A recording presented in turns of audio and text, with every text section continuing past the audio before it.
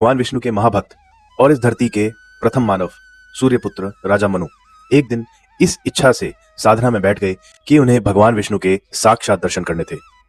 भगवान विष्णु से मिलने की इच्छा के साथ साथ उनके मन में एक बहुत गहरा सवाल था, जिसके कारण वे मानव जाति के लिए बहुत चिंतित थे। उस समय ऋषि कश्यप और उनकी 3 पत्नियों से उत्पन्न हुए देव, दानव, दैत्य, इनकी वजह से मनुष्यों में देवीय गुणों के साथ साथ दानव और दैत्यों के भी गुण आते जा रहे थे। तो राजा मनु के मन में यह सवाल था कि इसका उपाय क्या है, किस प्रकार हम अपनी पृथ्वी को ज्ञान से भर सकते हैं और गुणों से भर सकते हैं।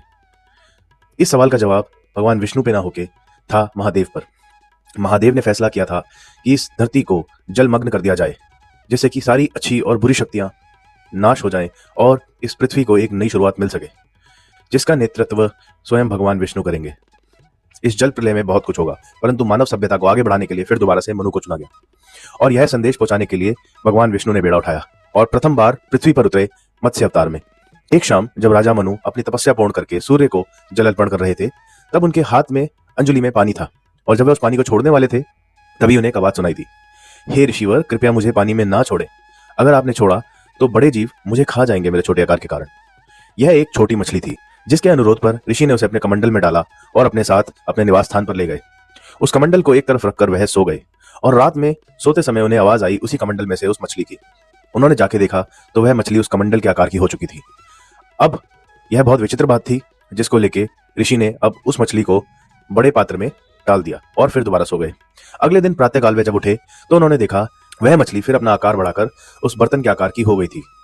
मनु समझ गए कि कोई आम जीव नहीं है। वह उसे समुद्र तट पर ले गए और उसे सागर में छोड़ दिया और उससे पूछा, मैं जानता हूं आप कोई आम मछली नहीं, कृपया अपने असली रूप में आए और मुझे दर्शन दे।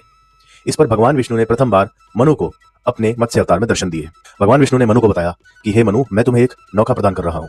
आज से ठीक 7 दिन के बाद एक जल प्रलय होगी, जिसमें सब कुछ नष्ट हो जाएगा। यह महादेव की मर्जी से हो रहा है, जिससे पृथ्वी पर दोबारा से धर्म स्थापना की जा सके।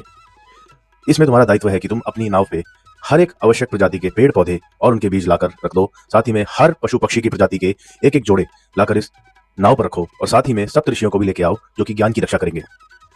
और तुम अपनी पत्नी के साथ इस नाव पर रहना।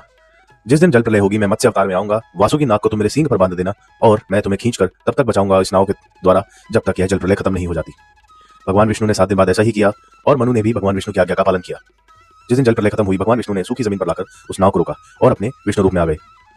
भगवान विष्णु ने मनु को आशीर्वाद दिया मानव सभ्यता को आगे बढ़ाने का। इसी के साथ भगवान विष्णु ने मनु को प्रदान करे अपनी वाणी से निकले 4 वेद, जो कि धर्म स्थापना और इस संसार को ज्ञान देने के लिए पर्याप्त थे। अब हरिनारायण अपने बैकुंठ पहुंच गए और मनु ने इसी तरह मानव सभ्यता को आगे बढ़ाया।